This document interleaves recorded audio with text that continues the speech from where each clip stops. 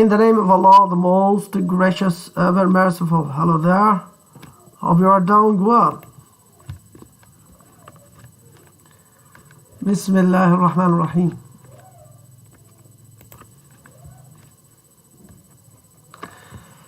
In the name of Allah, the most gracious, ever merciful. Hello there. Hope you are doing well.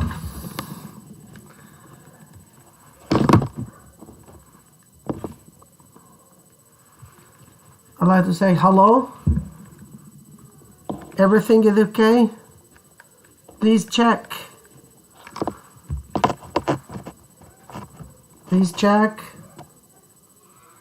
and tell me if anything wrong, please. Okay? So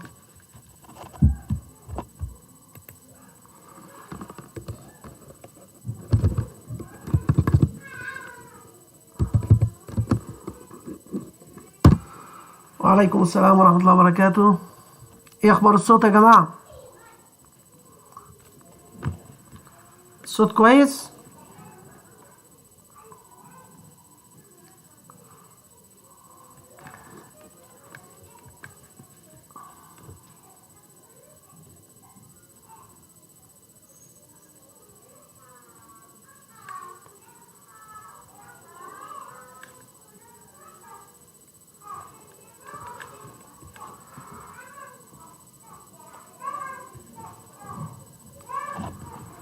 ايه اخبار الصوت يا شباب؟ الصوت كويس؟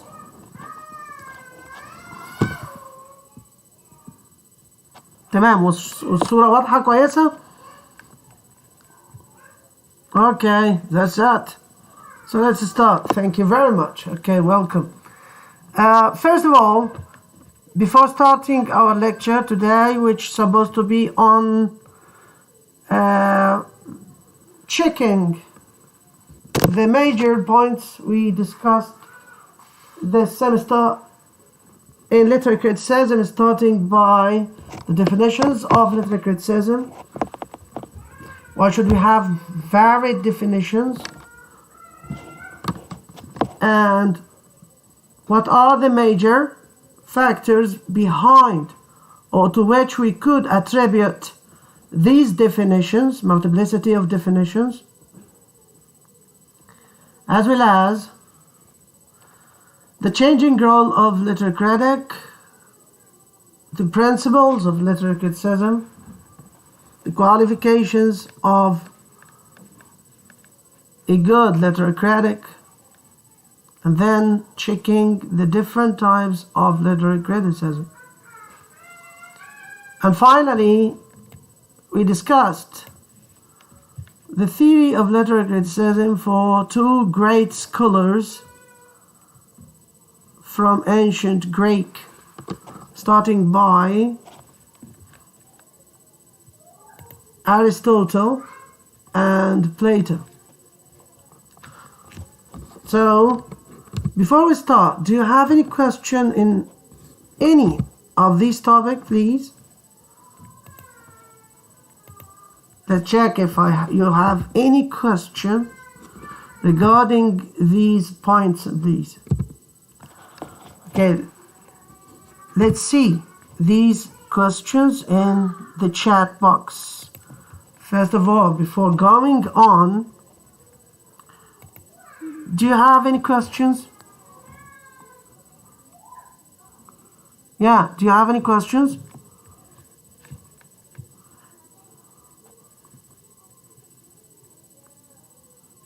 Yes, do you have any questions regarding any of these topics before starting?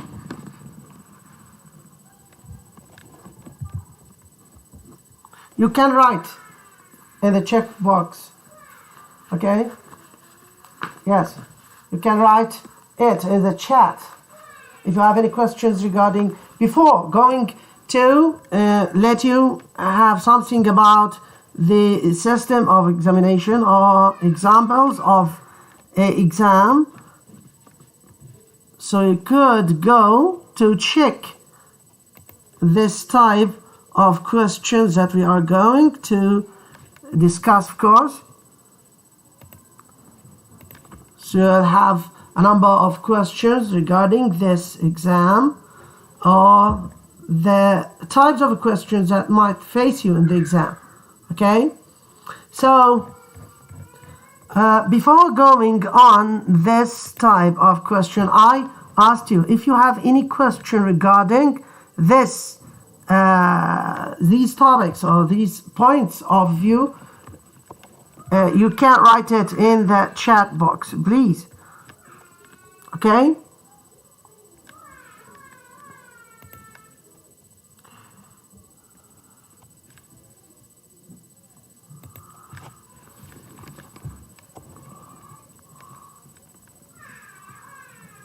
Yeah, peace be upon you too.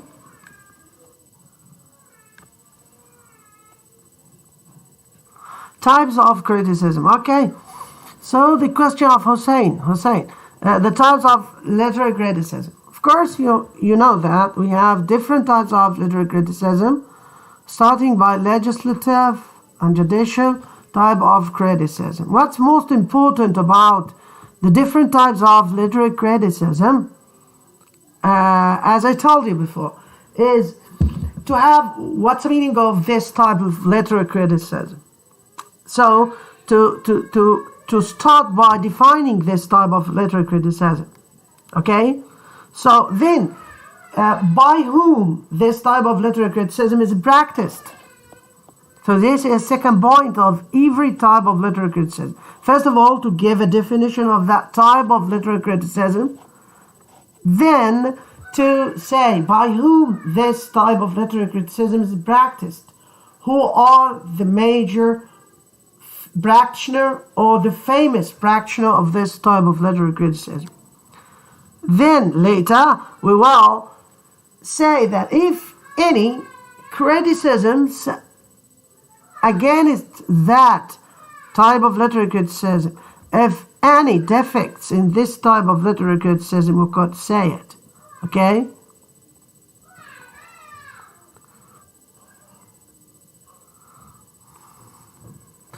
Also, sorry, this lecture is not for Faculty of Science, by the way.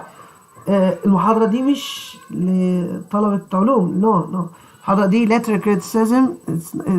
نوع المحاضرة دي نوع من محاضرة نقد أدبي. It's not for something else.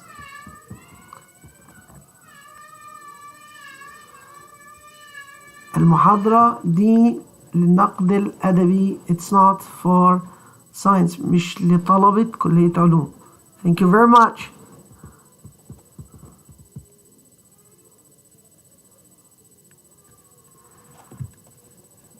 Do you have problem with the image?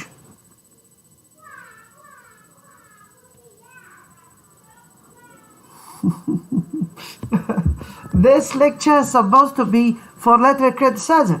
يعني مفترض ان المحاضرة دي محاضرة نقد أدبي يا جماعة. لو في حد يعني متوقع ان المحاضرة دي هيبقى فيها عربي، المفروض اصلا ما اتكلمش فيها عربي خالص، بس يعني مش يعني المفروض ما يبقاش فيها عربي خالص. اوكي؟ يعني المحاضرة دي يا جماعة للنقد الأدبي، وأرجو إن حد يرد عليا. هل في حد بيتكلم بيقول لي المحاضرة دي أنا مش شايف حاجة؟ هل الشاشة مش ظاهرة؟ يعني هل في مشكلة في الصورة ولا إيه؟ في مشكلة في الصورة يا جماعة ولا الصوت واضح والصورة واضحة؟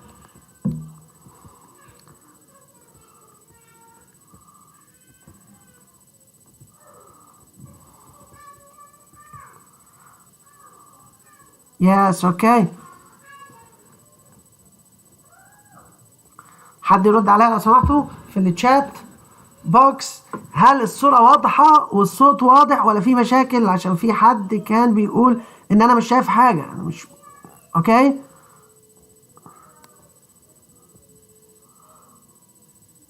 الشاشة ظاهرة.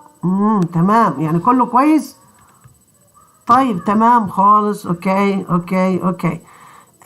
انا بقول قبل ما نبدأ ناخد نماذج معينة في الامتحانات. هل في حد عنده استفسار؟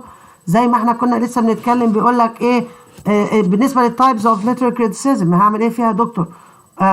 How should I deal with different types of literary criticism? As I told you, the different types of criticism in the essay model or essay question كان زمان كنا بنجيب الأسئلة نظام مقالية، فبنقول مثلا اكتب عن نوع معين من أنواع النقد الأدبي، أو اكتب مثلا عن مجموعة من أنواع النقد الأدبي اللي تم دراستها هذا العام.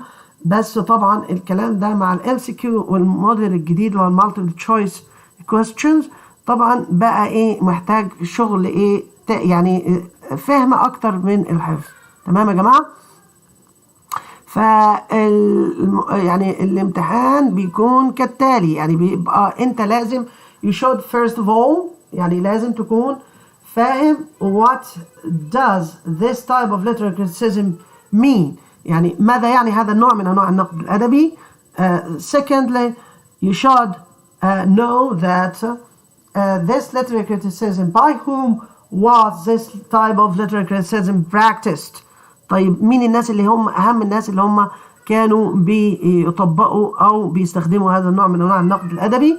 بعد كده هقول if there is any type of defects, disadvantages, demerits, okay, cons of this type of literary criticism. Is there any criticism directed towards this type of literary criticism؟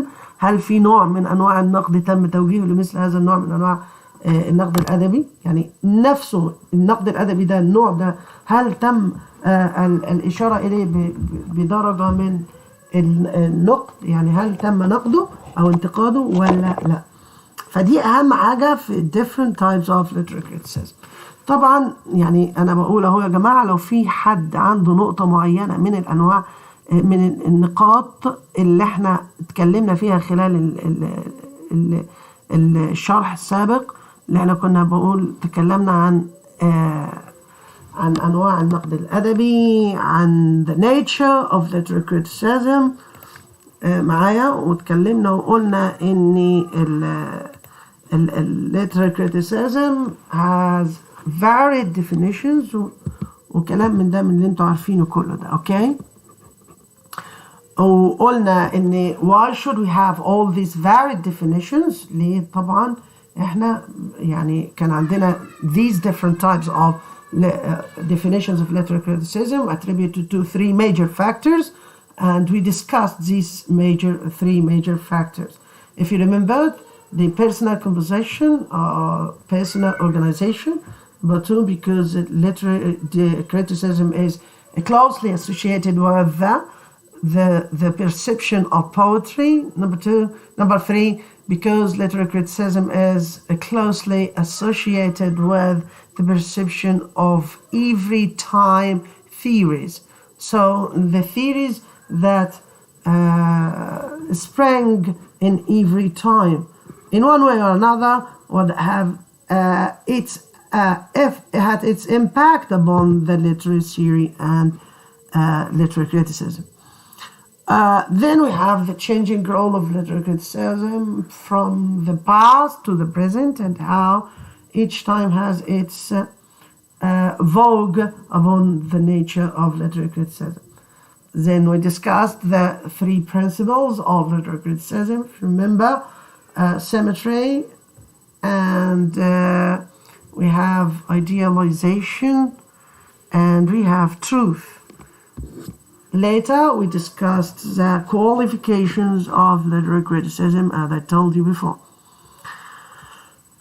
Then, as I see on the screen, the phases of literary criticism, so the stages of literary criticism, and then we would think about some critical and literary types and movements. Okay. So then suggested questions about the topics that we discussed in this semester. So as we see, legislative criticism, judicial criticism and theoretical criticism. Okay, I'm sorry, we have a repetition of this slide. Okay, so once again, do you have any questions or specific questions about a certain point or a certain elements of this topic before going on discussing the different types of questions that you might face in the exam? Okay, that's it. So let's check the elements of our subject this semester, as I told you. Let's go on. Evaluative criticism, historical criticism, biographical criticism, comparative criticism, descriptive criticism, impressionistic criticism, and textual or ontological criticism, psychological criticism, sociologic or Marxist criticism, archetypal criticism. The phases of literary criticism, as we said or discussed before: Hellenistic criticism, then the Hellenistic phase, then Greco-Roman, then the Dark Middle Ages, Renaissance, New Classic criticism, and then we discussed the theory of literary criticism for Plato and how did Plato attack poetry on the grounds of poetic inspiration, as I told you before, that according to Plato, poets are divinely inspired. They are not even able to explain what they uttered in a frenzied state. Number two, the emotional appeal of poetry, according to Plato, the poetry represented in different types of poetry steers the emotional side within the man, which is supposed to be something more likely acceptable in the side of woman rather than the man. So it's a sort of anti-feminism regarding that the beauty and fear of poetry is acceptable for women rather than men. So it's a sort of effemination of man to listen to poetry and to feel poetry.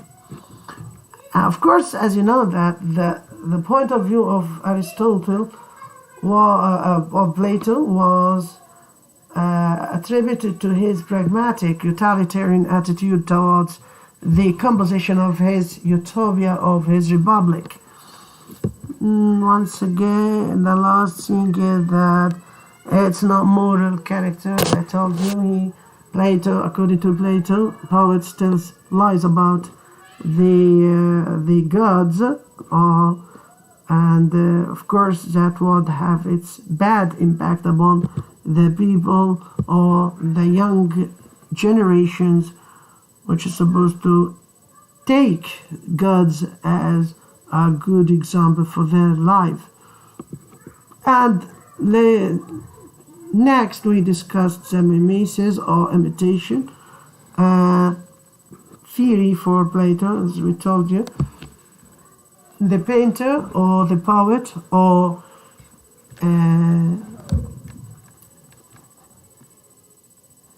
the artist for Plato, doing nothing but taking you as audience 2 steps far away from the world of ideals, by drawing a picture. So drawing a picture, writing a poem, or anything like this will take you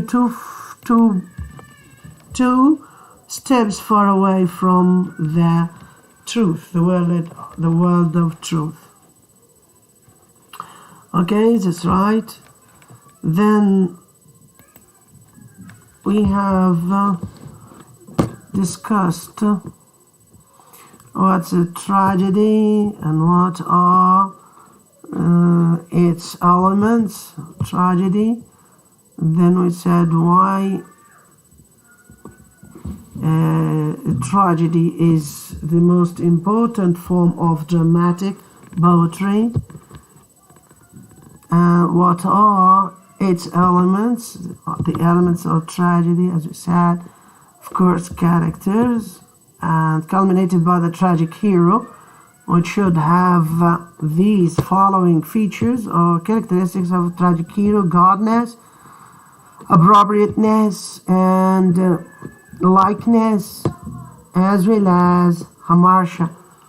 Of course, godness, according to Aristotle, based upon his practical experience in teaching tragedy, he believes that a tragic hero must not be too good man or too bad.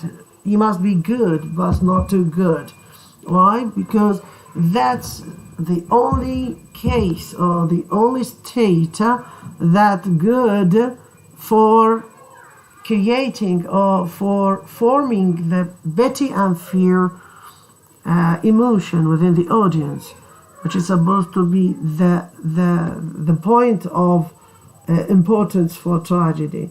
So the pity and fear makes something like recreation for humanity.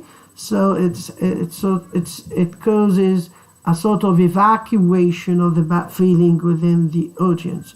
So if you betties or if I betty the character, tragic character, I would stop betting myself. If I fear his destiny or lamentable or catastrophic destiny, I would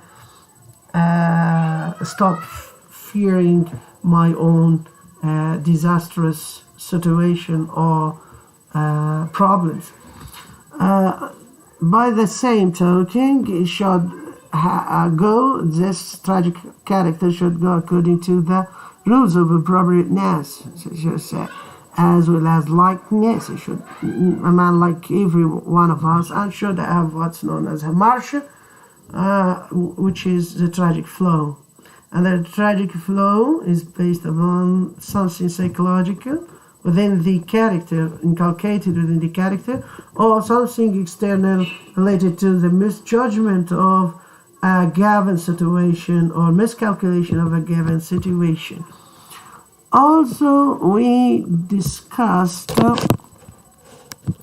the dramatic action or what's known as the plot, but in the drama it should be said as dramatic action. So the plot, the arranged incident or the logical arranged incident within a given story, this is called plot or dramatic action. Why? Because as you know that the means of expression for a drama is action. It's not the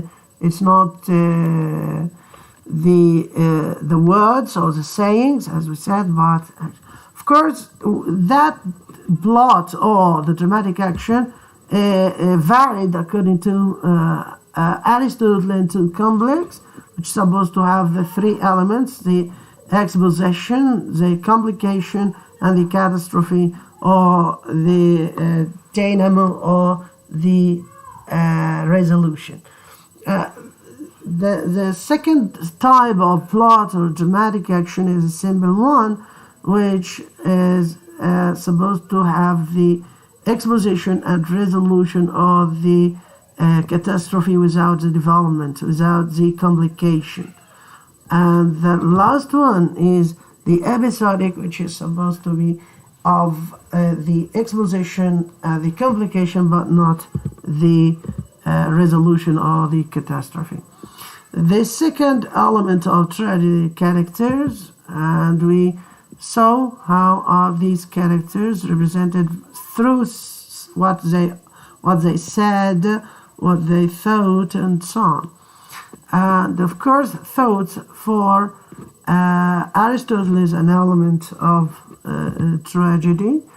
Also diction, as well as song done by chorus, as well as spectacles. Okay, so these are the major elements in which we discussed in the domain of literary criticism, or which we discussed in the domain of literary criticism the last lectures. And now it's time to think about the way that you might have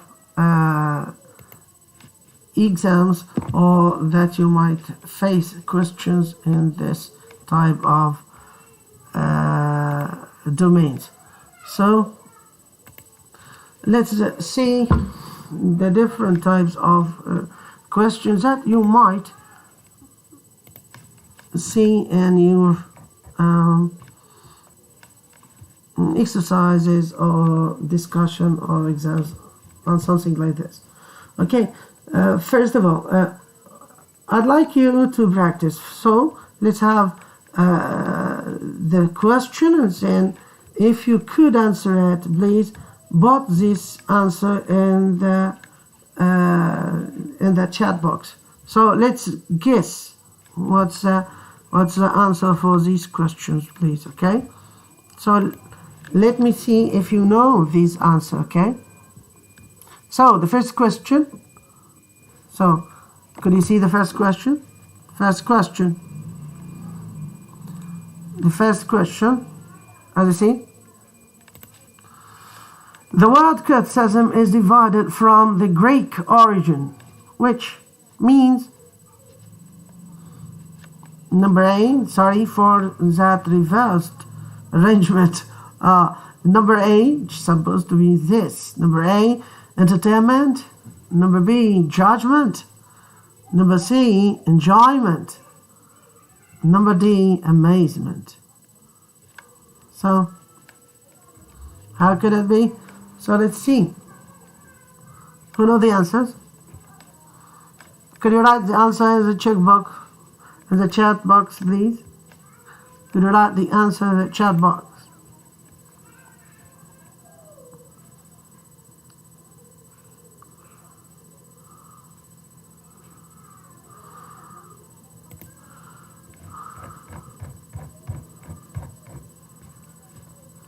Yeah. Judgment, excellent, very good, well done. Well done, Mahmoud. Yeah, judgment, Mahmoud, excellent, very good. Which is supposed to be number B, judgment, very good, well done. Anyone else? We can't. What's the meaning? We can't. What do you mean by we can't?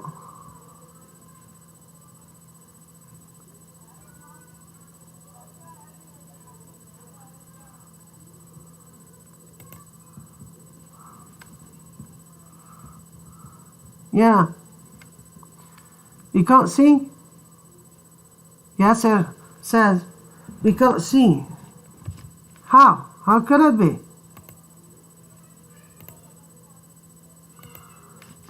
Can't you see? Can't you see?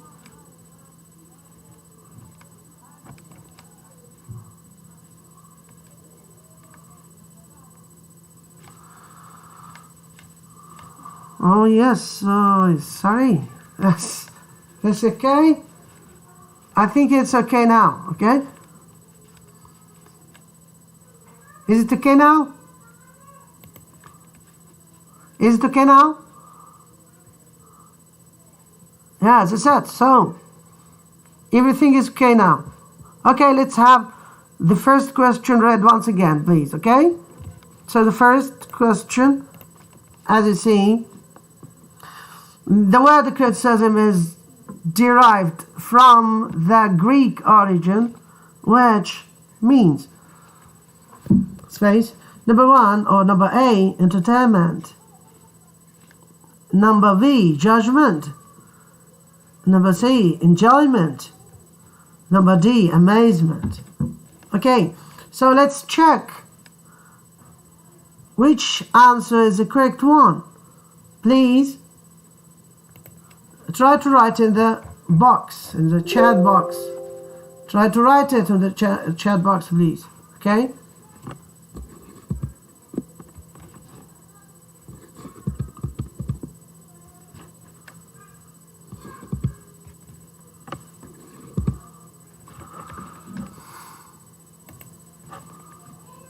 Judgment, very good, well done. I have many of you read judgment on number B. Very good, well done. Excellent, very good. As we said that the word criticism comes or was driven from the origin, the Greek origin of kritike or critique, which means judgment. Very good, well done. Excellent, fantastic, very good. Well done. Okay, let's have the second question. So, as you did it, very good. It is judgment. Very good. Excellent. Well done. So let's go to the second question. Literary criticism is the play of the mind on the space qualities of literature. Number 1, aesthetic. Number 2, artistic. Number 3, realistic. Number 4, fantastic. So, which would be the true answer? Which would be the correct answer? Write down in the chat box, please. So, let's guess. To what extent did you understood? Excellent, very good, well done. Excellent, excellent, very good, well done. Excellent, a lot of you said aesthetic, excellent, very good. As you know, this is a sort of, this is one definition of the definitions of literary criticism that deals with how literary criticism is principally and essentially is a sort of mental activity. It's a sort of mental activity.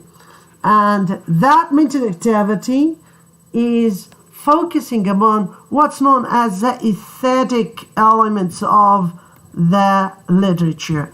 That's the aesthetic elements. And that what makes literature, literature. So it's basically being busy with highlighting the aesthetic elements, the aesthetic qualities of literature. What's known as literariness. What makes a piece of literature a literary form. So what makes it different from any ordinary or everyday language, any colloquial language, any non-elevated language. Okay? So excellent, very good. A lot of you got the correct answer by saying aesthetic. Excellent, very, very good. So let's go to the third question. Romantic criticism was well known for being no space. Number 1, impressionistic. Number B, formalistic. Number 3, realistic. Number D, psychoanalytic. So, which is the good answer? So let's guess. Write down in that chat box, please, to see to what extent did you understand. Yeah. The question number 3. Yeah, no one yet. Question number 3. No. Question number 3. Number A or number B, number C, number D.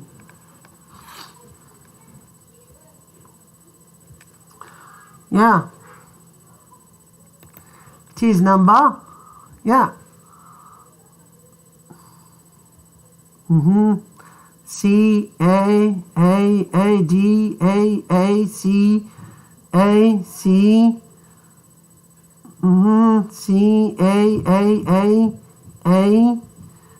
C, D, A. Very good. Good.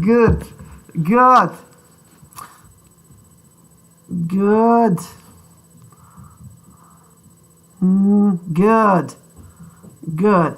Unfortunately, we have incorrect answers. Okay, as you know that Romanticism as a movement is basically and essentially came as a counter reaction to what?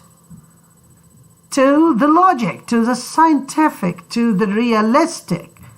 So it is originally based upon imagination, mysterious, illogical, irrational. So which type of these choices more suitable for this answer? Of course, the correct answer is number A. Why? Because it's impressionistic. It depends upon the impression of the reader. And as you know, the impressionistic criticism is well defined as they saw the endeavor or the journey of the soul among the masterpieces of literature. So it is based upon the impression of the audience. And as you know, the impressionism or impressionistic impact is something that variable. It's not fixed. It's not measurable. It's individualistic. It's something more or less varied from one to another, okay? And at the same time, it might be relative from one to another. Excellent, very good. Excellent for everyone who said that it's the first one, which is impressionistic or individualistic. Excellent, very good. Excellent, and hard luck for anyone who said D or C or something else. Okay, so the answer for this question is supposed to be impressionistic, as you know.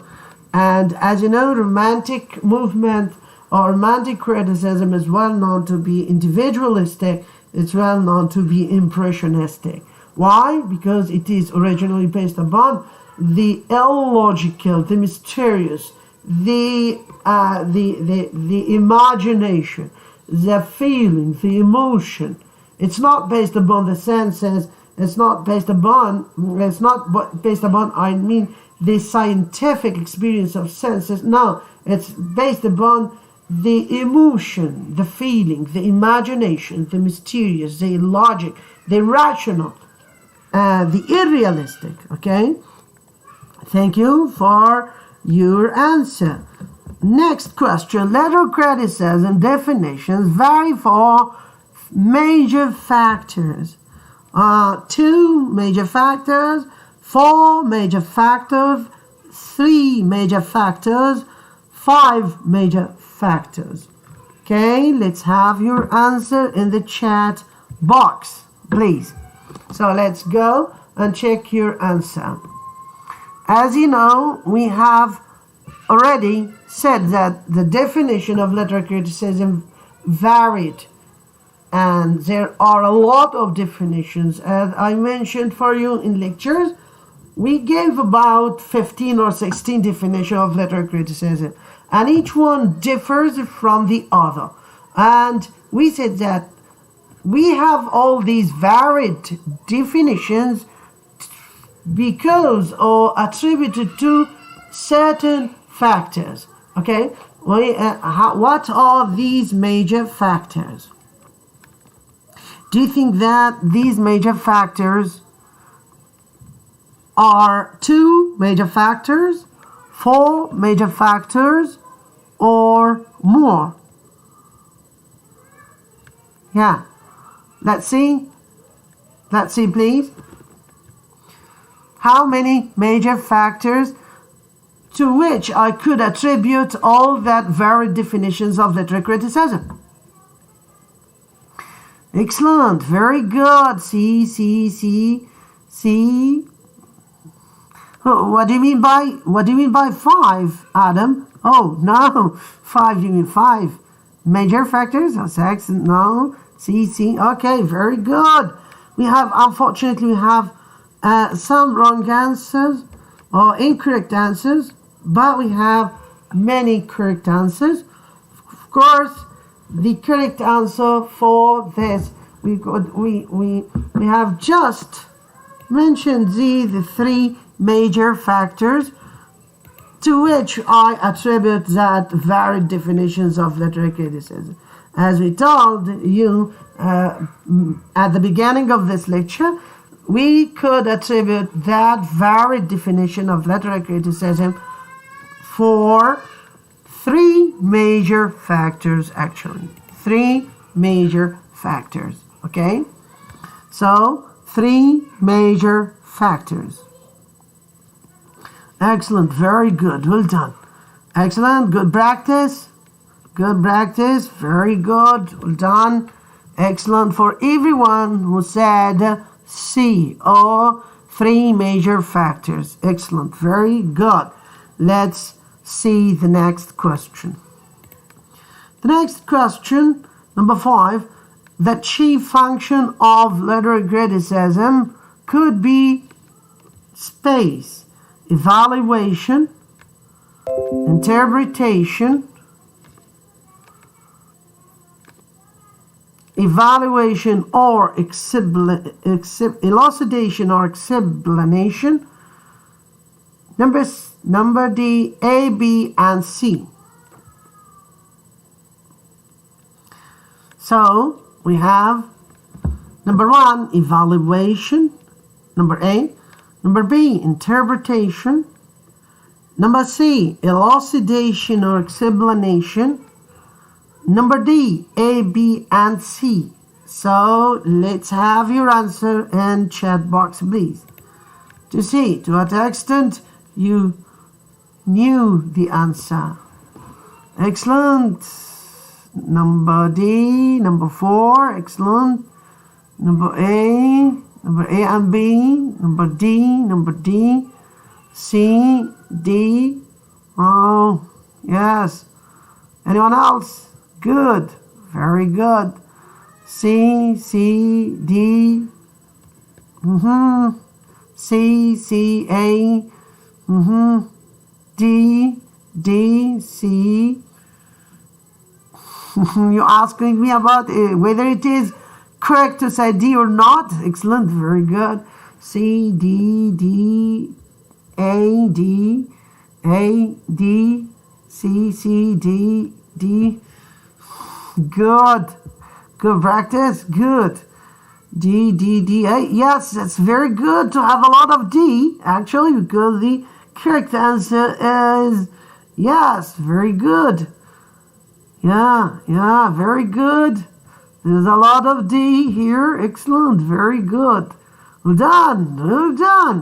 Now it's the time to win for D. Excellent. The correct answer, actually, yes, D. Excellent. Very good. Well done. The correct answer actually is number D. Why? Because we have the essential meaning of literary criticism is all of these. The essential meaning or the chief function of literary criticism, or the essential meaning of literary criticism, is evaluation, interpretation, and elucidation or explanation. Why? Because the major function of literary criticism, the essential meaning of literary criticism, is to read something for its evaluation, interpretation, explanation, and to have its elucidation. So that's the essential meaning of literary criticism. Excellent, very good, good practice, good. people. Excellent. Very good. Very, very good for whoever said it is D. Excellent. Very good. Of course, it's okay to have any one of them, but it's not completely true. Why? Because it's partially true. So if I have, for example, A, that will say I have a part of the answer. Why? Because if I said it's evaluation, yes, the function of letter criticism is partially evaluating something, but it's not totally. So if you would like to have the full meaning or the complete meaning of letter criticism, think about it in the idea of being evaluative, being interpretive, and being at the same time explanatory or explaining as well as interpreting and evaluating. Okay, excellent, very good practice, people, good people. Excellent. So let's go to the question number 6. So legislative criticism was practiced by all the Elizabethans except space. So number A, John Dryden. Number B, Christopher Marlowe. Number C, Philip Sidney. Number D, Ben Jonson. Excellent, very good. The question, I feel that the questions start to be more difficult, to be more exciting actually. So let's go. So what do you think? Which is the correct answer? Okay, which is the correct answer? The questions once again. Legislative criticism was practiced by all Elizabethans except John Dryden, number A, Christopher Marlowe, number B, Philip Sidney, number C, Ben Jonson, number D. As you know, and as we explained, the legislative criticism is basically bases itself with laying down the canons, the formula, the rules to teach the writer how to write, or to teach the poet how to write, or even how to write better. Okay, so this type of letter criticism was well known to be practiced by almost all Elizabethans, but for one of these Elizabethans writer who is supposed to be one of these following the 4 following writers. So think whether it is John Dryden, Christopher Marlowe, or Philip Sidney, or Ben Jonson. So write your answer in the chat box, please. So let's see. B.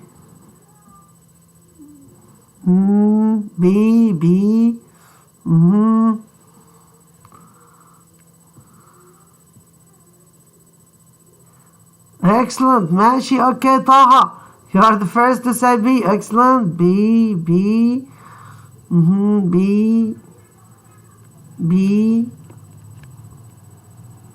Excellent. Very good.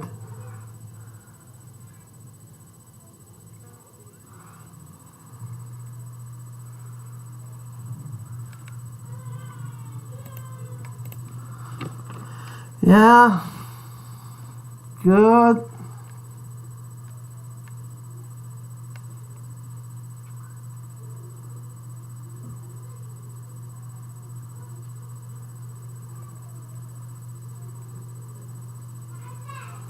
Yes, good. B.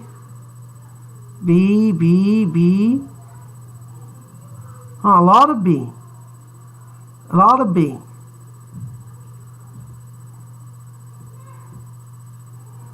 Yeah.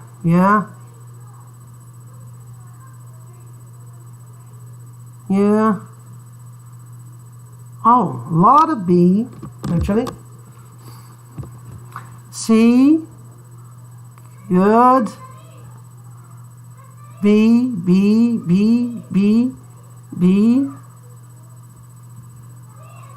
I swear.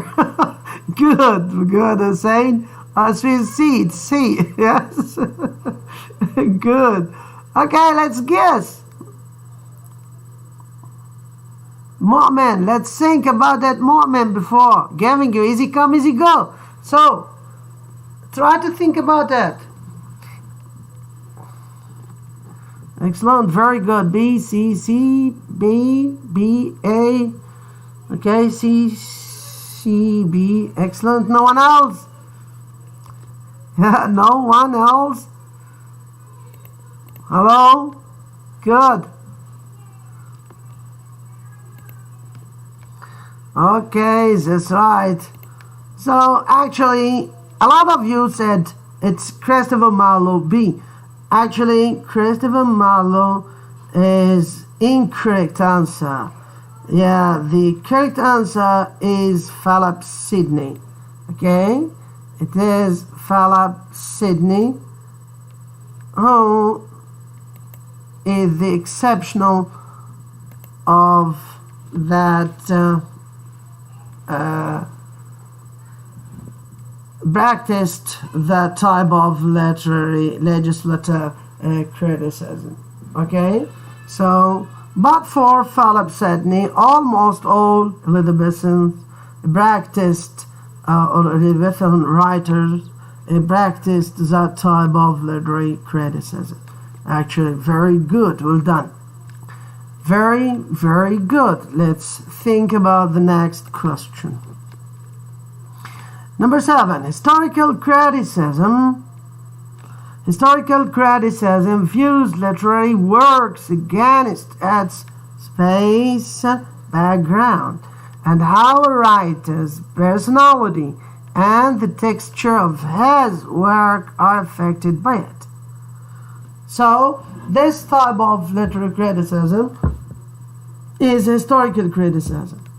And historical criticism views literary works against its space, background, and how a writer's personality and the texture of his work are affected by it. That's it. So, which background I take or I read or I consider the different literary works against when I practiced historical criticism. So should I think about the social background, number A, or socio-historical background, number B, or psychological background, number C, or ethical and moral background, number D? So please try to focus and try to think deeply about this question. So let's have your answer in the chat box, please. Go ahead. Yeah, go ahead. Number B. So Ahmed, number B. Okay, Sam B. Yeah, shall B. C, B, B. Good. B, yes, a lot of B's, yes, good. Okay, B. Anyone else? It seems a lot of you said B. Yeah, 7B, excellent, very good, well done. Yeah.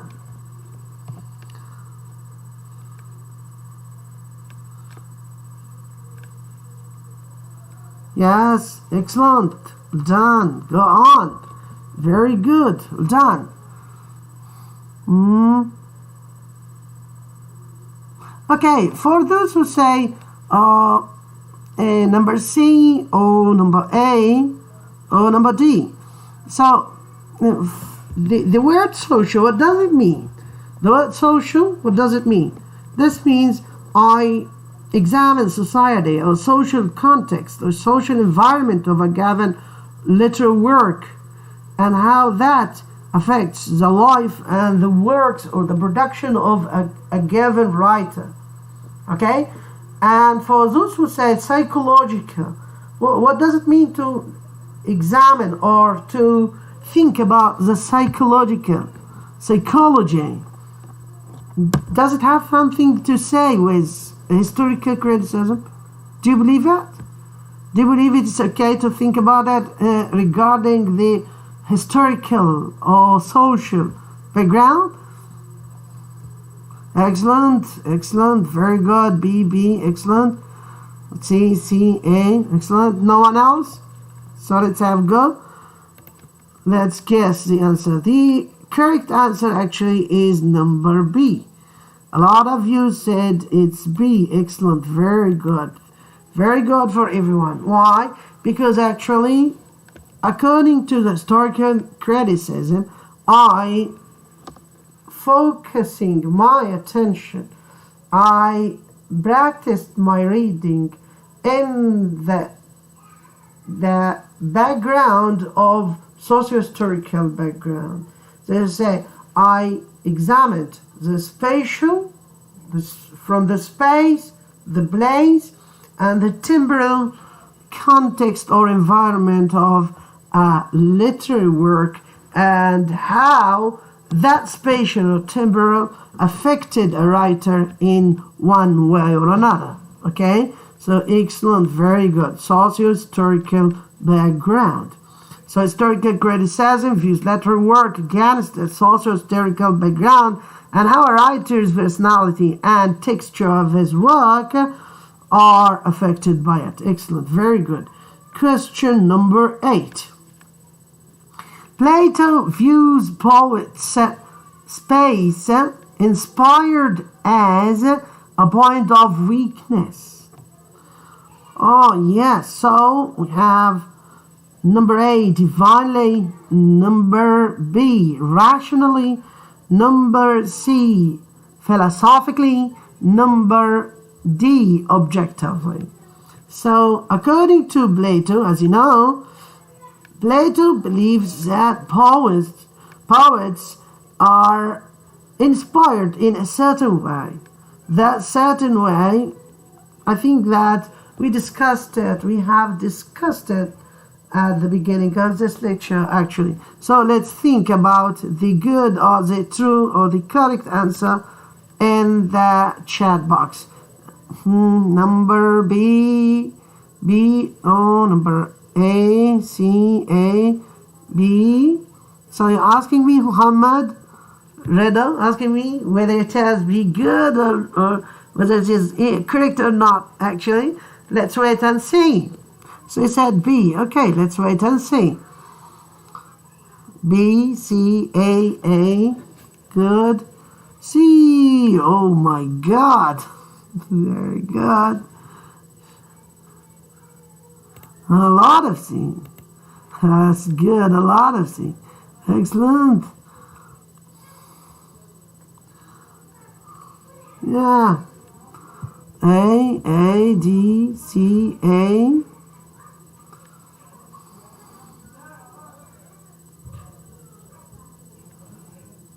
Yeah. We are in the question number 8, actually, not number 7. We finished number 7. Now we are in the question number 8. So, guess what? Which type of inspiration does a poet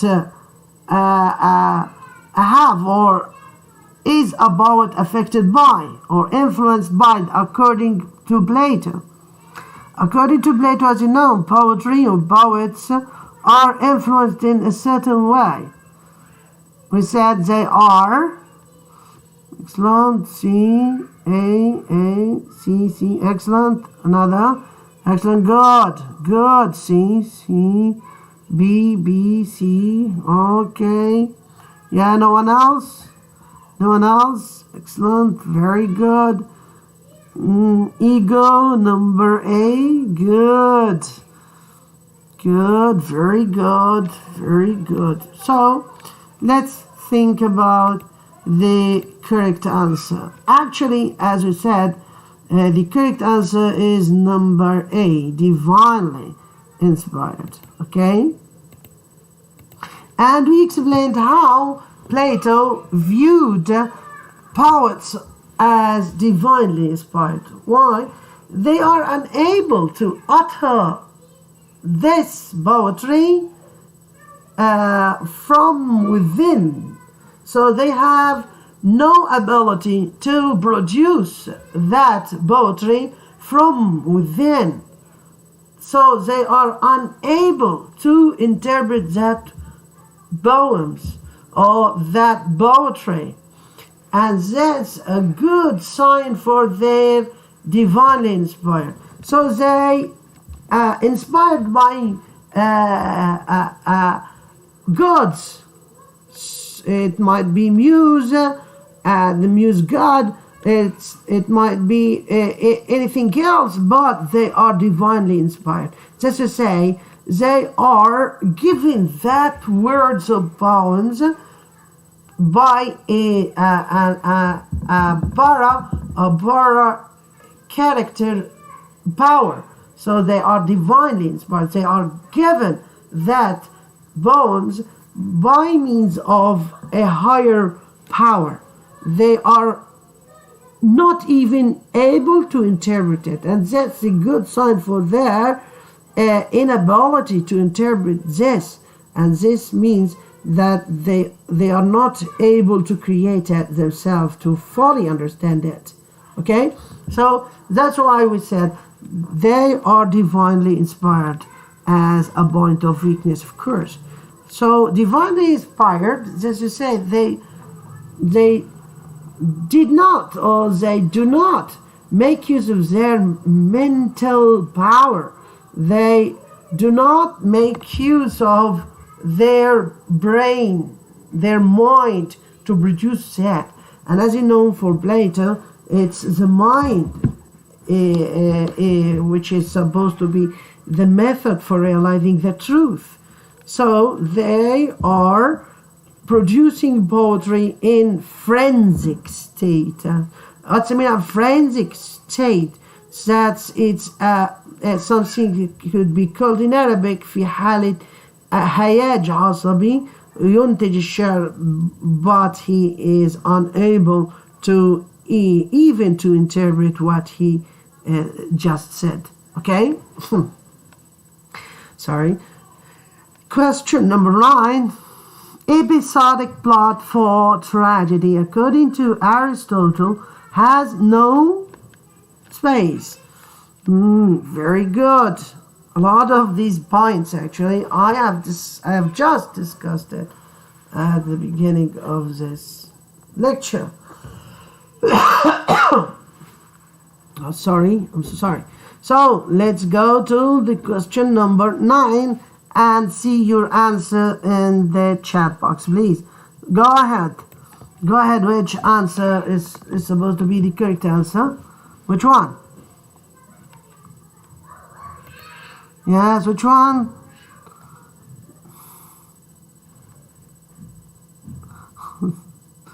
Yeah, what does this smiling face mean?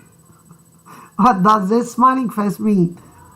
Which answer?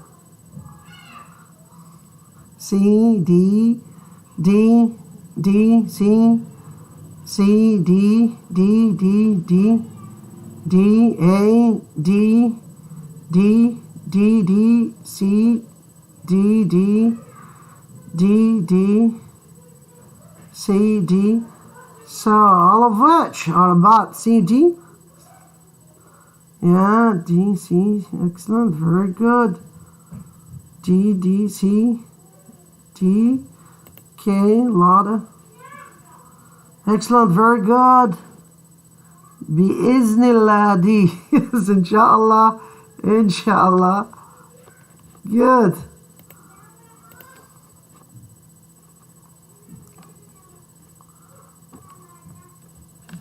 Yes.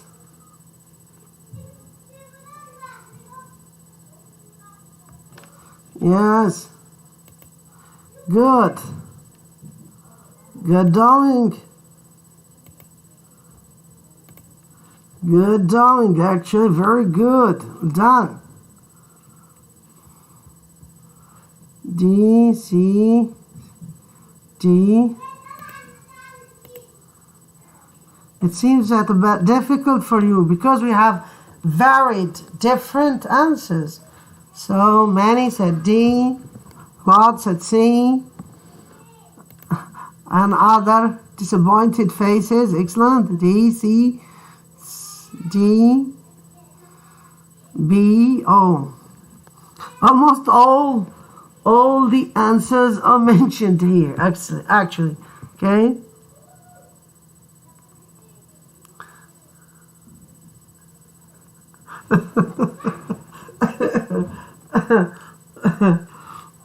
صلاة استخارة عشان السؤال ده يعني. Excellent, very good. Very good on that. لو تفتكروا, we said that according to Aristotle, we have the dramatic action, or what's known as the plot. The plot, the action of the tragedy, is supposed to be different types of that dramatic action, or different types of that plot, okay? So we have the complex, which is supposed to be that good form of plot, okay? And the complex plot or dramatic action should have three major elements. Number one, exposition. And if I say exposition, so beginning, it's an introduction. So how to introduce the actions, the major action, the major characters, the major setting, okay? Then I have the actions going in culmination by rising action to achieve what's known as the climax or the catharsis. So then we have that culmination or that catharsis going down by the falling action to reach what's known as the catastrophe. So that middle part is supposed to be the complication, and that last part is supposed to be the catastrophe, and sometimes we have it in a different form. It having a resolution in which we have the solution of all the related problems as well as the major problem of the plot or of the dramatic action. That's to say, I have introduction, I have development, I have a resolution. Or in another names or another titles, I have exposition, introduction, it is exposition, it is introduction, the same part, the first part of drama. Number two, complication, or in another name, the development, or in another name or another title, it is a body, okay? And finally, we have catastrophe, or we have resolution, or we have dynamo. These three names are for the last part of dramatic action or the last part of a tragedy. So according to this, I have introduction or exposition. I have complication or development. I have catastrophe or resolution. So the episodic plot is composed of exposition as well as development or as well as complication. But there's no resolution, no dynamo, no catastrophe. Okay? I have here the word resolution for the catastrophe, for the catastrophe as well as for the dynamo. Okay? So it's the same name or the same heading for this part of dramatic action or the plot. So resolution is the part of tragedy in which we have the major problem, the major crisis are solved as well as the related problems or related questionable issues. Okay, of course, that in which this part is supposed to witness the fall of the tragic hero or the death of that tragic hero, okay, as a result of his tragic flow. Okay, excellent. Question number 10. According to Aristotle, dramatic and epic poetry differ in space of imitation. Okay, that's it. So I have, according to Aristotle,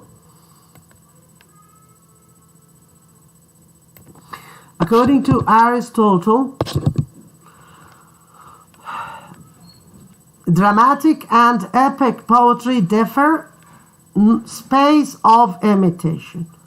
Okay,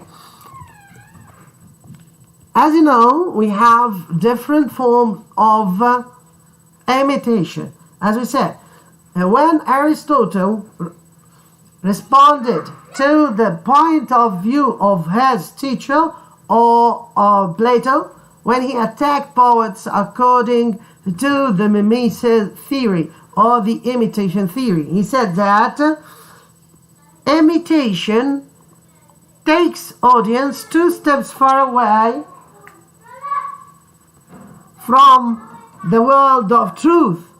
So he takes audience, a poet takes audience 2 steps far away from the truth.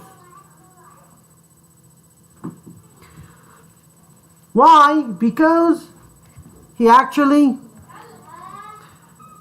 doing nothing but imitation. He's doing nothing but imitation. He imitating a world of copies, a world of illusion. Why? Because that world around us is elusive world for Plato. It's our real world. Why? Because the real world is the world of ideals. عالم المثل. It's not that world that we live. Why? Because this world actually is unreal. Okay? So if you as a painter, if you as a poet expressed yourself in a poem, drawing the image of a beloved girl, or even drawing that girl in a picture, just to say you are drawing the copy. So you are imitating the copy itself. So you are copying the copy. You are taking a copy out of a copy. She's not real. She's not real. The real world is the world of ideals, which is supposed to be recognized only by means of what? It is recognizable by means of mind, mental power, not by the 5 senses. Okay? So, in this way, yes, let's check your answer. C, B, C, B, C, B, C. Manner, good. Manner, good. C, C. Target, B, good. B, excellent, good. Yeah, yes, that's the first. C, B, C, C, B, C, C, C, excellent, good. Manner of imitation, good. C, C, C. Manner of imitation, good. Manner, yeah, manner, good, very good, excellent, good. Downing. As you know, when Aristotle, okay, refused Plato's point of view about the imitation, he said that not all types of imitation are the same. Okay, so if they are imitating that unreal or elusive world, so we have the medium, and we have manner, and we have topic or subject. all of these levels differentiating between one type of imitation and another. Okay, the correct answer actually is the manner. Okay, the manner of imitation, and I shall explain it a bit in a bit obvious way, or a bit elaborative way. Okay, so as you know, Aristotle rejected the mimicry theory of Plato, and he started to say that it's okay if we considered that that work of poetry and that work of painter or that work of sculptor and that work of musician as a sort of imitation. But imitation in itself is a creative process. Okay, it is a creative process. What does it mean? This means that I, as an artist, whether I am a sculptor, whether I'm a musician, whether I'm a painter, whether I'm a poet, I actually do something from my point of view. So that point of view is a creative perception of the world, of the real world, of the environment around us. Okay? So when I go to paint a tree, I'm not going to draw every leaf in the tree. I won't go in drawing every perspective of that tree. Okay, so I put in my mind, in my imagination, a certain perception of that tree, and I start to create a new creation, according to Aristotle. So, according to Aristotle, imitation is a creative process, actually. Why? Because it represents the perspective of the artist himself. Okay, this is a point. Another point is, even these different types of arts or imitation, they differ. They are different. They are different in the medium of imitation. So, even though they are different forms of imitation, they are one form of imitation. They are different in the idea of the medium. Why? Because when you speak about imitation done by poetry or poets, they making use of words. They are making use of words. Okay, we even get into poems. That's it. Very good. Or epics. Fantastic. When I go to musician or music, I make use of melody. So the medium of imitation and music is melody. The medium of imitation for painting is colors. The medium of imitation for sculptures is stones. That's it. So even I have the imitation in different forms of arts, yet I have different mediums. So I have words, I have colors, I have melody, I have stones. Very good. So on the level of poetry, concerning that part attacked by Plato, even I have the one medium of imitation for poetry, yet I have different manners. So that one medium differs in the idea of the manner. So when I go to poetry, I will differentiate between two major types of poetry. Number one, epic poetry. Number two, dramatic poetry. So even the medium is one for the dramatic as well as the epic poetry. I have the one medium, words, yet I have different manners. The manner for epic is narration. The manner for dramatic poetry is performance or action. So even I have the imitation unified by the medium, yet it differs in the manner. So the manner, I have the epic poetry has narration as a manner of imitation, and I have dramatic poetry I have action or performance as a manner for dramatic action. Excellent. Very good. Okay. Even I have one medium, one manner, yet I may have different topic or subject. For example, if I go deeper in the dramatic action, I would think about it regarding its topic, its subject. So if this subject is serious, it would be tragedy. If this subject is trivial, it would be comedy. So according to this, I have different subjects. So I have different subject. Whether this subject is serious subject, it would be a tragedy. If it is trivial, it would be comedy. Why? Because according to Aristotle, comedy presents man worse than he really is, while tragedy presents man more bitter or more perfect than what he really is. Okay?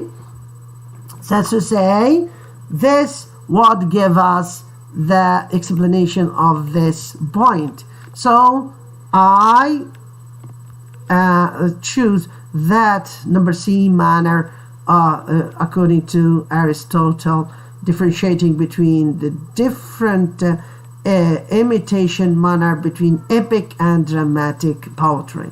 Excellent. Very good.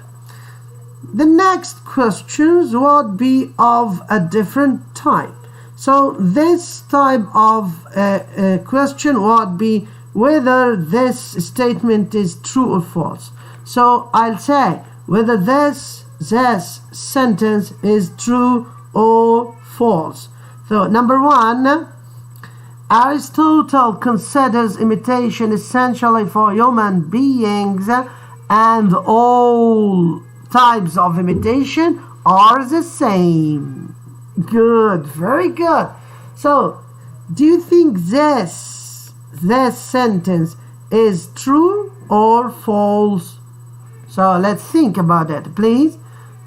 Guess whether this type of literary criticism true or false, please. Go ahead. I've just explained it actually.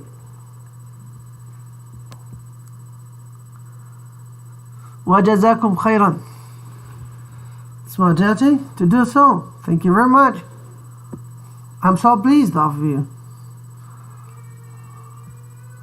False. False.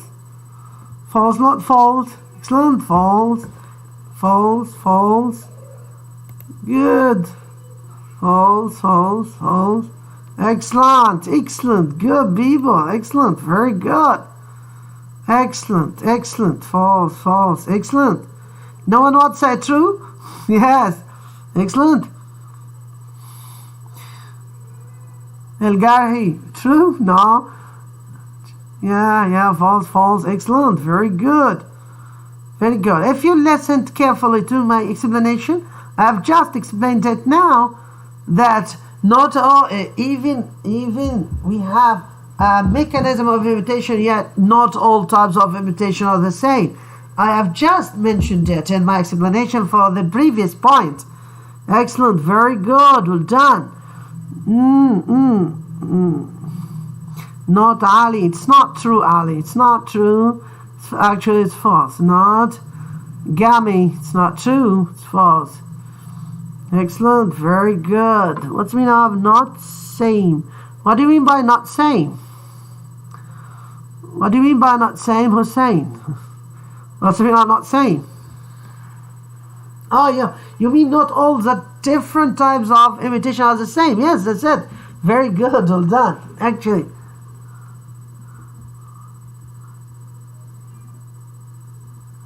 Yes, inshallah, I hope that it would be reviewed by the YouTube, and it would be inshallah on the channel, inshallah, on live sections.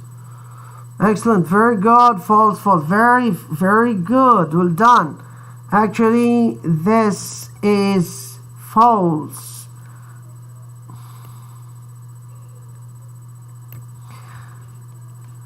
It's really false.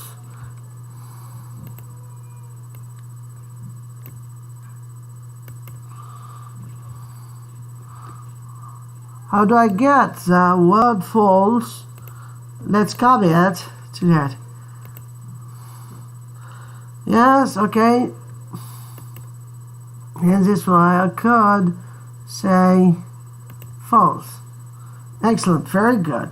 So it is false. Why? Because as we have just mentioned, not all the different types of criticism are the same. Excellent, very good. Imitation are the same, sorry. Okay, number 2. Dr. Johnson was the prominent practitioner of legislative criticism. Let's see. Do you think that Dr. Johnson was the prominent practitioner of legislative criticism? Yes? Let's think about it. Yes, write your answer in the chat box, please.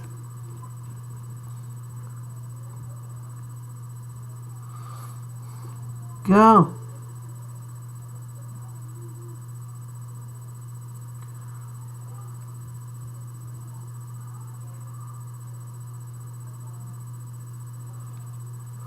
Yes. Is it true or false? True, true.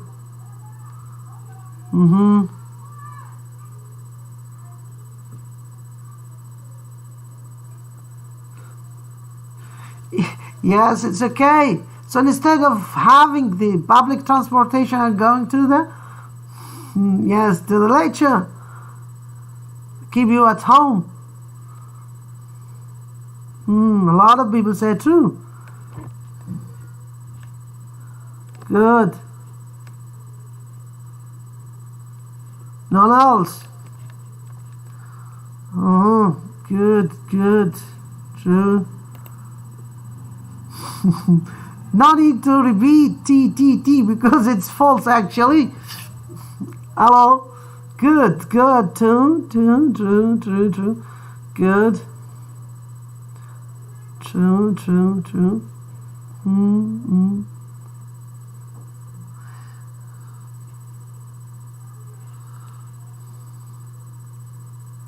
If you remember well, we said regarding Ben Jonson was a prominent practitioner of a certain type of literary criticism actually. Okay, Gami said false. That's the only one. Gami said false. Very good. Ali said false. Fantastic. Adam said false. Adam. Yes, I said Adam. Excellent. It's false, actually. So this is false. Why? Because Dr. Johnson actually is a prominent of judicial, not of the legislative criticism. We have just mentioned that legislative criticism was practiced by almost all of the medicine, but for Philip Sidney. So, Dr. Johnson was the prominent figure that known to practice the judicial, not the legislative. It's not the legislative, but judicial. And he used to approach the literary work in a magisterial, hanging judge form, of course, because that was known for the judicial criticism practiced by Dr. Johnson. Dr. Johnson was a prominent figure practicing judicial criticism, but not legislative criticism. And please try to think deeply about that point of true or false, because it might be tricky, a bit tricky about the type of literary criticism, the practitioner of literary criticism. Okay, thank you very much. The correct answer, of course, is false. So it is false. Very good, excellent for everyone said false. Very good, very good. Actually, very good. Very good. Let's go to the next question. Number 3, theoretical criticism is mainly concerned with a particular literary work. Theoretical criticism is mainly concerned with a particular literary work. Yeah. Is it true to think about theoretical criticism in this way? So write down in that chat box, please.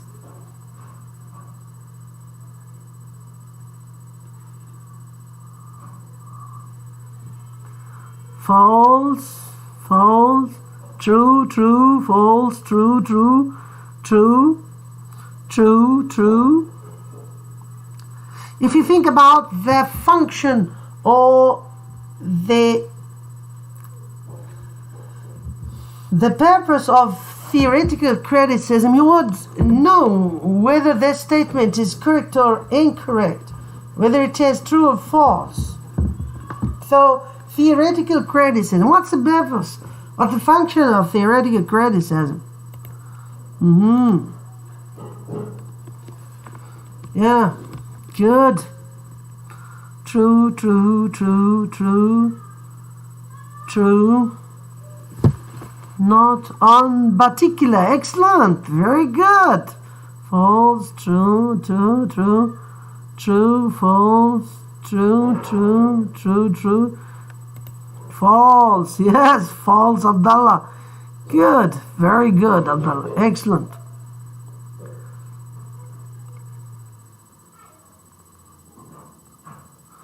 Yes, good. Just he making a sort of emphasis by writing it many times. By the way, the chat asked me if I'd like to hide or let it appear. So he considered it as a sort of offensive comments. Excellent, very good. Well done. True, false, false, true, false. Not on a particular work. Excellent, very good.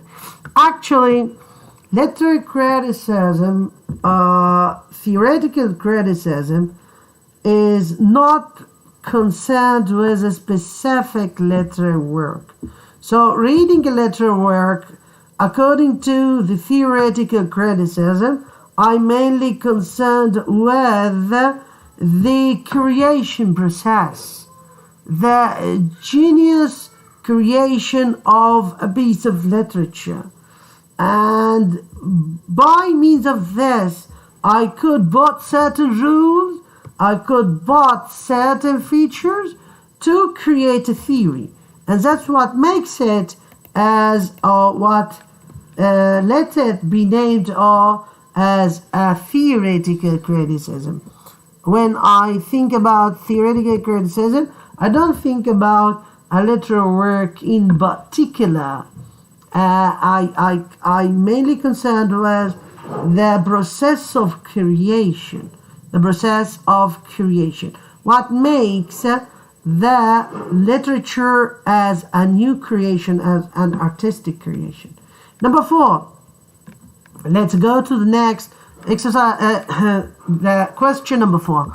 Personal composition or personal organization helps much in diversity of literary criticism definitions. Yes, let's think. Do you think that this question or this statement is true or false? Write it in the chat box, please. The personal composition or personal organization is a method for diversity of literary criticism definitions. True or false? Write it, please, in the chat box. Yes. Question number 4. Do you think, question number 4, do you think personal composition or personal organization, they are the same, by the way. They are the same, by the way. So, personal composition helps much in diversity of literary criticism definitions. True or false? True or false? Go.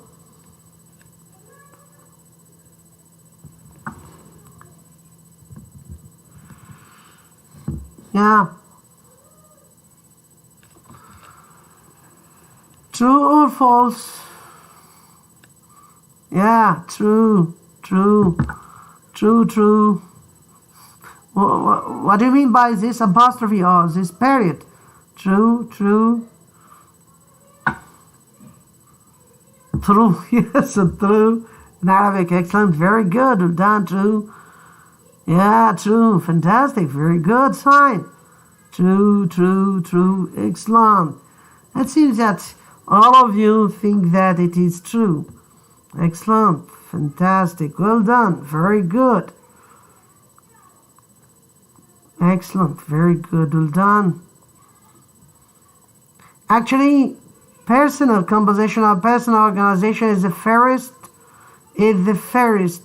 factor or the first major factor to which I attribute the variation or the diversity of literary criticism definition.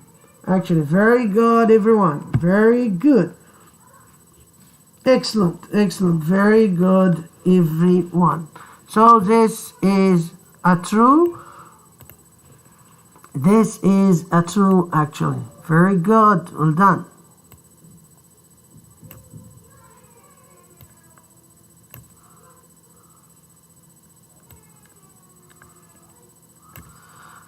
Do I get the true mark? Okay, let's copy it. Some symbols. Yes, that's that. So this is true. Sorry.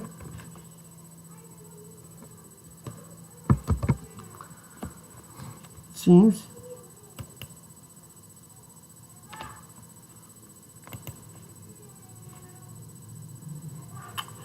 What? No. Sorry. It's true. I covered wrong symbol. It is true. Where is true symbol? Is true symbol?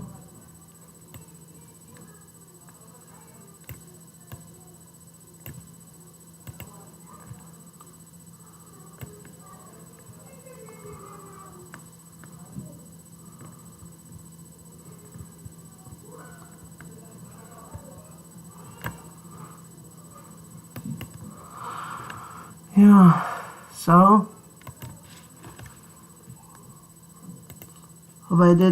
have I covered it well? Sorry.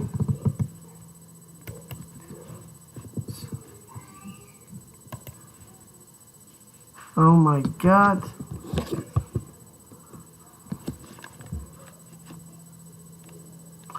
Where should I should look for it.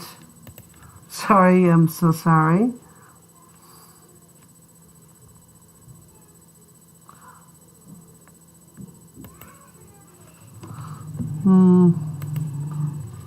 I'll try to copy it. Right.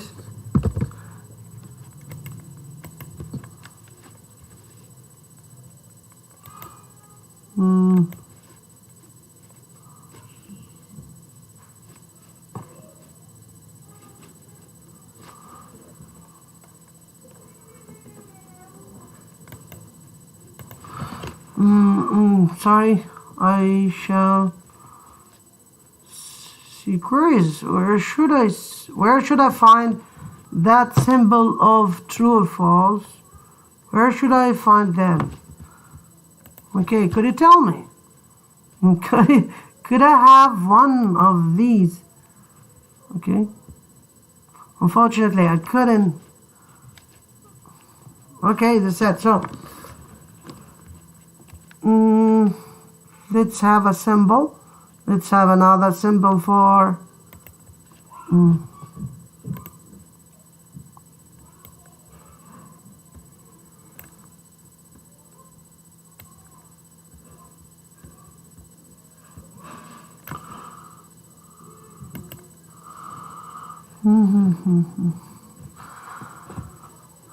Sorry for that. Okay.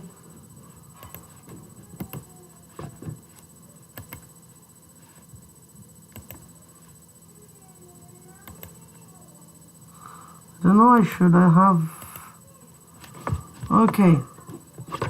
So let's have a certain mark for this. And... Okay. Okay, let's think about the true one as unmarked. Okay.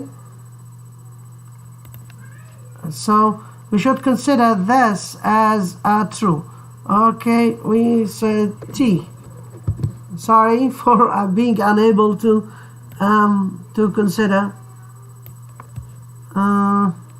unable to find the symbol of true. Okay, so let's think about that in another way. True or false? Okay, so I'll say that false. I'll make it F. Okay, capitalize the F. Okay, to be consistent, to make false F. Okay, and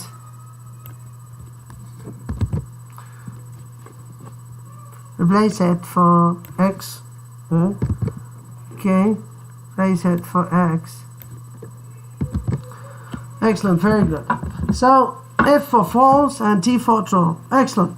Number 5, logical, scientific. I'm so sorry for that interruption. Of course, we are not up to date in technology, actually, but we are doing our best actually to be good at technological devices. Sorry. So question number 5, logical, scientific truth is a major principle of literary criticism. Number 5, logical, scientific truth is a major principle of literary criticism. True or false? Yes. Let's think whether this is true or false, please. Go ahead. This is a very tricky point, very tricky question, by the way. Okay? Very tricky question.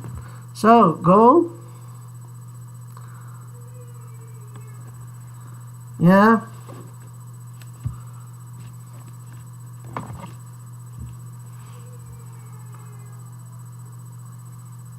True or false? False. False, false, true, false, false, false, false. Doctor, I'm thankful. True, true, false, false, true, true, false, true, false. Do you remember the principles of literary criticism? We discussed principles of literary criticism, okay? And we said we have 3 principles of literary criticism. If you remember, do you remember them? And I have mentioned them at the beginning of this lecture, by the way. We said that we have 3 principles of literary criticism. The first one, truth. The second one is symmetry. The third one is idealization. But do you think that truth, the first principle of literary criticism, had anything to do with the scientific logical truth? Do you think that? Do you think that truth, that I mean as one principle of literary criticism, has anything to do with the logical, the scientific truth? Or should I have another type of truth the literary critic is mainly concerned with? Excellent, very good, very good, very good. A lot of people actually say true, and as much we have a lot of them say false. The human experience. Excellent, very good, Abdullah, for saying the human experience. Actually, the truth here meant for the human experience truth. As you say, a literary work could not be written unless I have the truth of a human experience. So as to say, I should have the human experience in every literary work.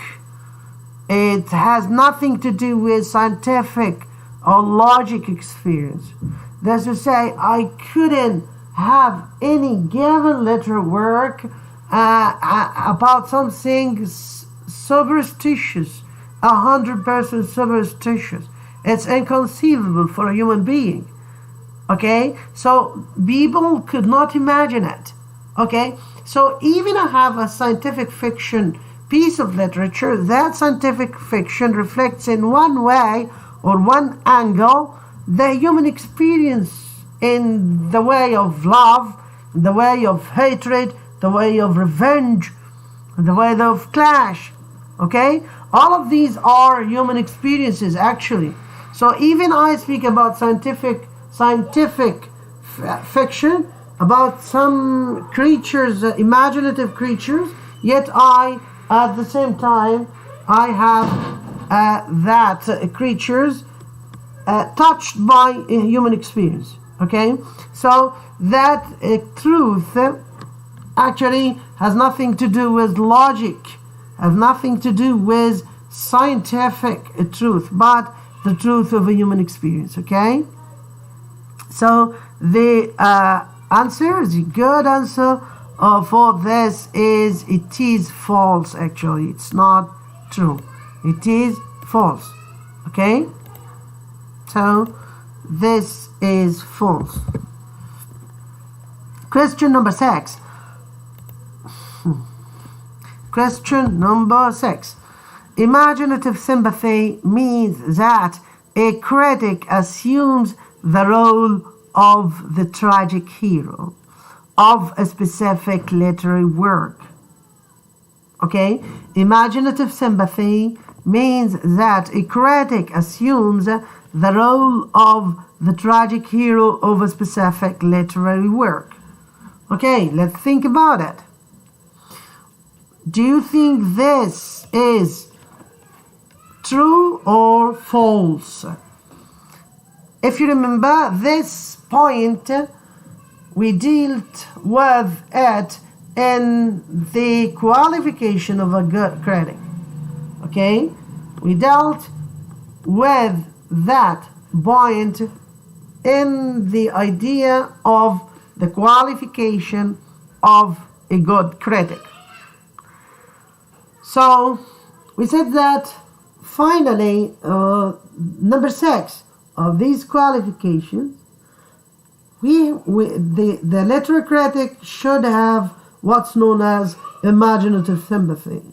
Whether it is number 5 or number 6, actually, it's okay to think about. If you think about the deep knowledge of human psychology as it's number 6, so imaginative sympathy would be the 5th one or the point number 5.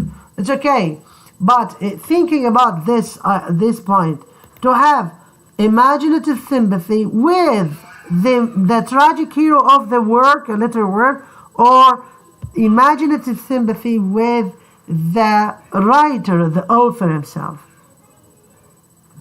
True, false, true, false, true, true, true, false, true, false. Yeah, no one else? False, good, false, good, Abdurrahman, good, Adil, false, good, Muhammad Adil, okay, yes, false, false, false, true, false, false, okay, false, true, false, okay, what does it mean of edge? True, true, yes, sorry, true, true, okay, false, okay, Allahu Akbar, true, false, true, true, false, true. Okay, as we said, a good literary critic should have what's known as imaginative sympathy with the writer, the author himself, not the tragic hero of a given literary work, because the literary critic, assuming the role of the writer, he would discover the way the writer sees the environment, the world around him, and he start to think the way he thought. The literary critic, if he put himself in the position, in the shoes of the author, he would think the way the writer or the author did. He would feel the way he felt, okay?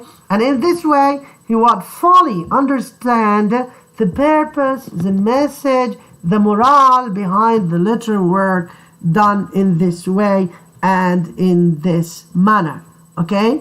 So, a good literary critic should have what's known as imaginative sympathy, but not with a tragic hero of a specific literary work, but with the writer himself, not with the tragic hero or in a given writer. So the answer for this point is false. Question number 6 is false. Okay. The question number 7, the statement. Literary critics shouldn't have sound knowledge of human psychology.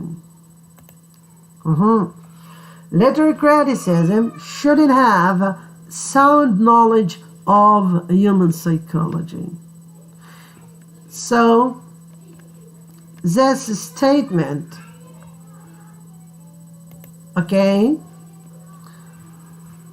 make it unnecessary for the literary critic to understand the psychology of a human being. So, human being shouldn't be psychologically understood. True, false, false, false, false, false, good, false. Yes, Abul Hajj, false. Okay. Okay, Abdullah. Okay, false. Yes, I get it. Excellent. False. Yes, it's really false. No, it's not true actually. Why? Because one of the major characteristics of a good critic is to have a sound knowledge. Okay? To have a fully understanding of human psychology. So, by means of which he could fully understand the mentality of the author as well as his characters. Okay? So, if a critic have a good deal of knowledge of human psychology and how that mentality is composed and structured, okay, he would fully understand its purpose behind writing this piece of work in this style, in this way, at that exact time. Okay? Of course, that would help the literary critic fully understand the morale, the idea behind that literary work. Okay? So it's very important for any good literary critic to have a sound knowledge of human psychology. Why? Because it helps him to fully understand the author's mentality, as well as the characters within his work. Okay? And of course, that would give you an obvious view about the message, the style. So, in this way, I could consider that statement as false. Okay? Because it's unlike he should, not shouldn't. So a literary critic actually should, not shouldn't. Should have a sound knowledge of human psychology. This would help them fully understand the mentality of an author as well as his characters within his work. Number 8, according to Aristotle, comedy presents man worse than he really is. According to Aristotle, comedy presents man worse than he really is.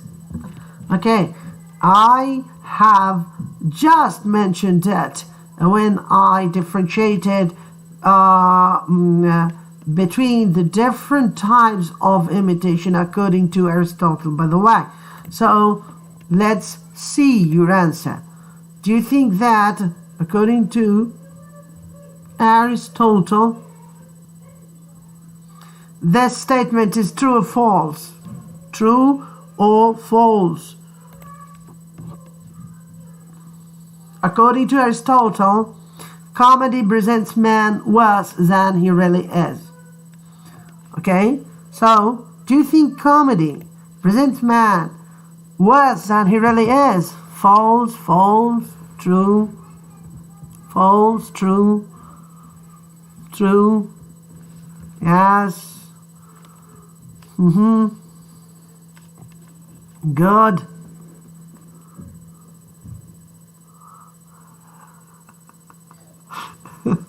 Good, good. True, false, true. Yeah, true, true. Good.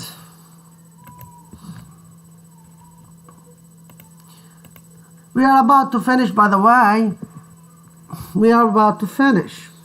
Okay? False, true, true, true, true, true, true. True. Excellent. Excellent for everyone said true. Excellent for everyone said true. Because as we said, we have the tragedy as well as the comedy.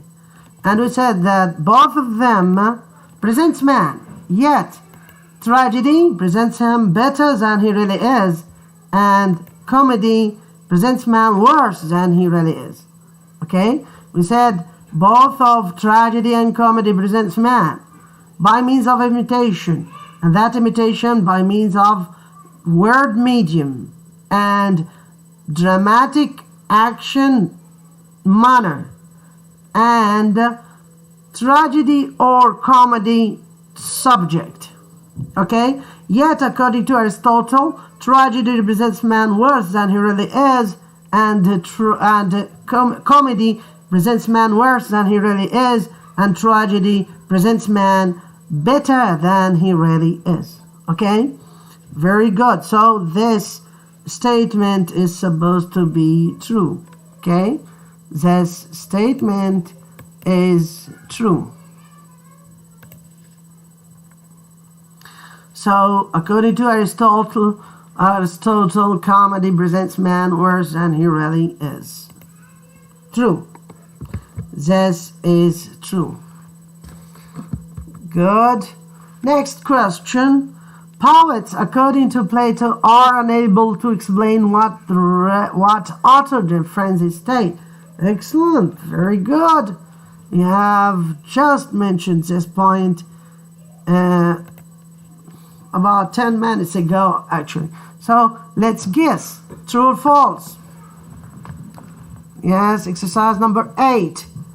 The statement number 9. We only have 2 points. Okay. Poets, according to Plato, are unable to explain what they uttered in frenzied state. Uttered here means said. Uttered means said. Frenzied state, as I told you, is a very hungry, unstable, emotionally unstable state. Okay? So, write down in the chat box true or false. True, true, true, true, true. Excellent. Very good. True. Excellent. True, true, true. Excellent. For everyone said true. Excellent. Fantastic. Very good. Yes, true, true, true. Very good. Well done. Actually, very good. True, true. Excellent, excellent.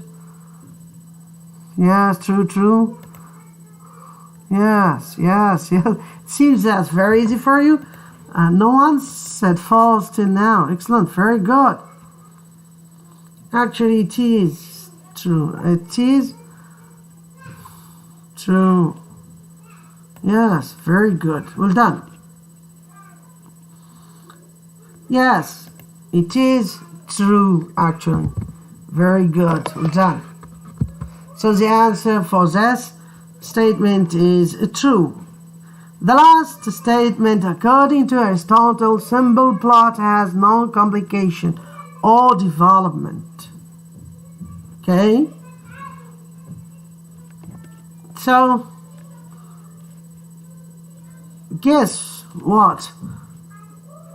The last sentence, the last statement, true or false?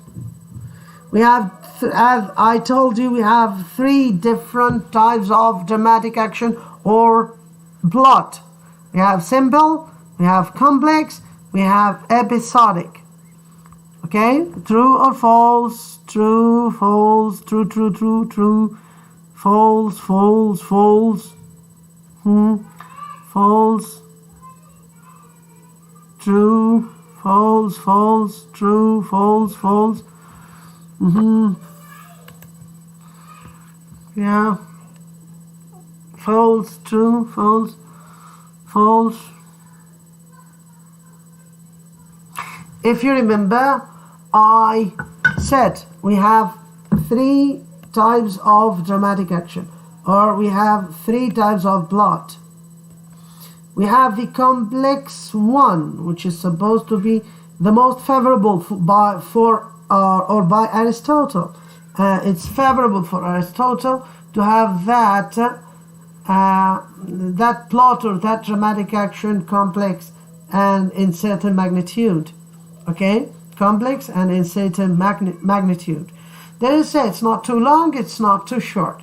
So complex means, as I told you, have introduction, development, and conclusion, or in another way, have exposition, complication, and resolution, or in another way, have exposition, development, and catastrophe.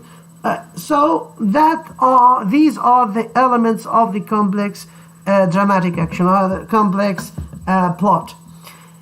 Anyway, we have another different types of dramatic action, or different plots of dramatic action. These other two types of dramatic action are unfavorable for Aristotle, by the way.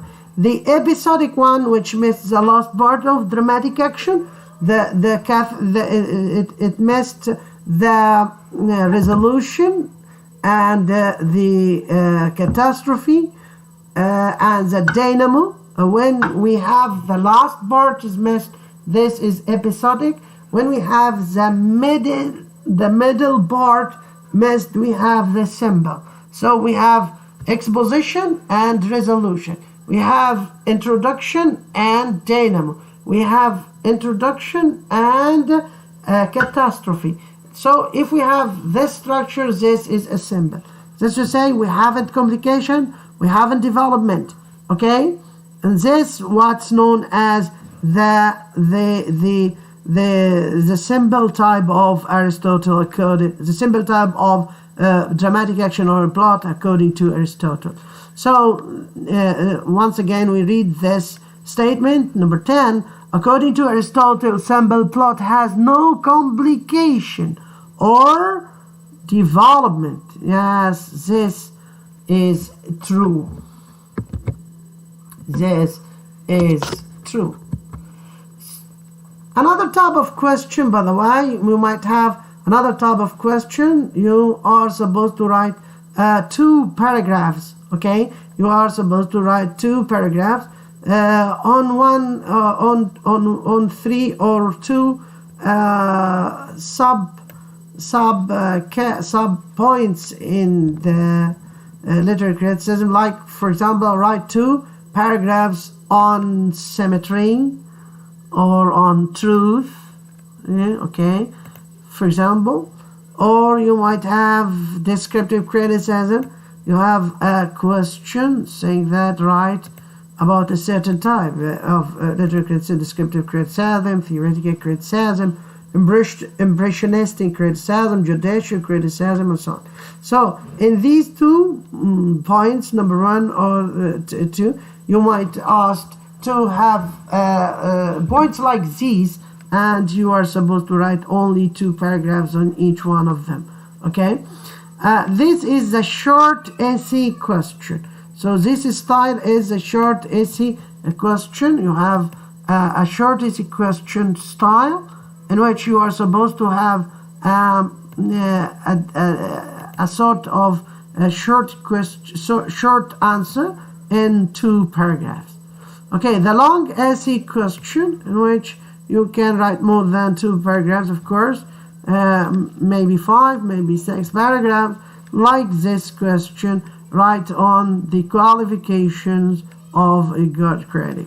Of course, if you are to write on the qualifications of a literary critic, let's just say you will write about the 6 qualifications of literary critics. Of course, these are some examples of the questions that might face you in your study of literary criticism topics, and I hope that you enjoyed explaining them, and I hope that you get fully understood them, and I hope that would help you to better look on that type of literary criticism. Hopefully you are doing well. Thank you very much for your practice. Thank you very much for your activity. Thank you for your good or correct answer. Thank you very much for your time.